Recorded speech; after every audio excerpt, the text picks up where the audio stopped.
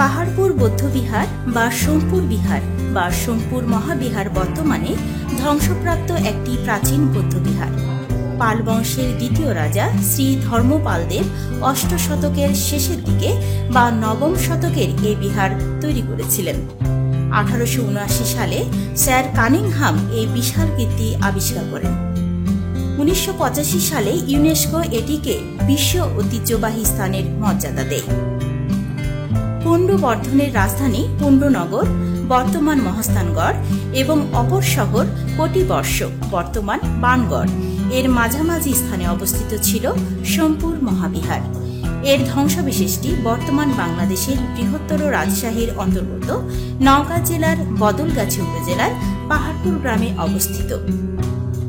বৌদ্ধ বিহারটির ভূমি পরিকল্পনা চতুষ্কোণাকার।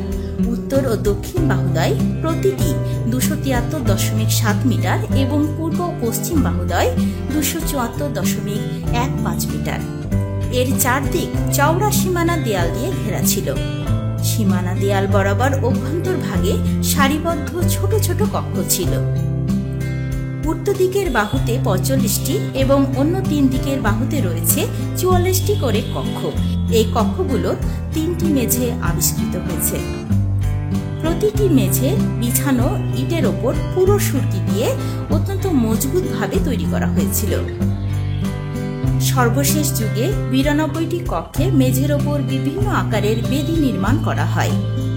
এ থেকে অনুমান করা যায় যে প্রথম যুগে সবগুলো কক্ষই ভিক্ষুকদের আবাসকক্ষ হিসেবে ব্যবহৃত হলেও পরবর্তীকালে কিছু কক্ষ প্রার্থনা কক্ষে রূপান্তর করা হয়েছিল। বিহারের অন্তর্বর্তী স্থানের উন্মুক্ত চত্বরের মধ্যবর্তী স্থানে রয়েছে কেন্দ্রীয় মন্দিরের ধ্বংসাবশেষ।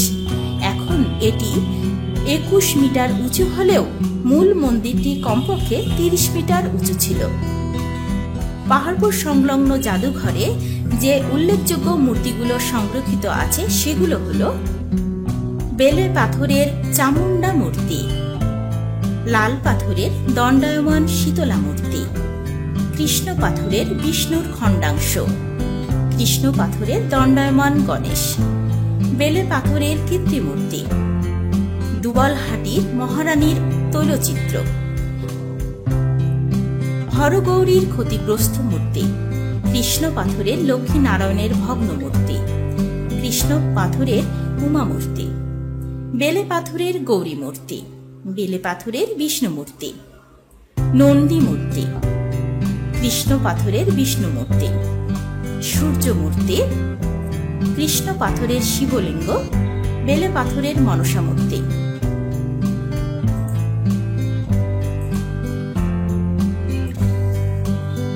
ভিডিওটি ভালো লেগে থাকলে অবশ্যই সাবস্ক্রাইব করুন।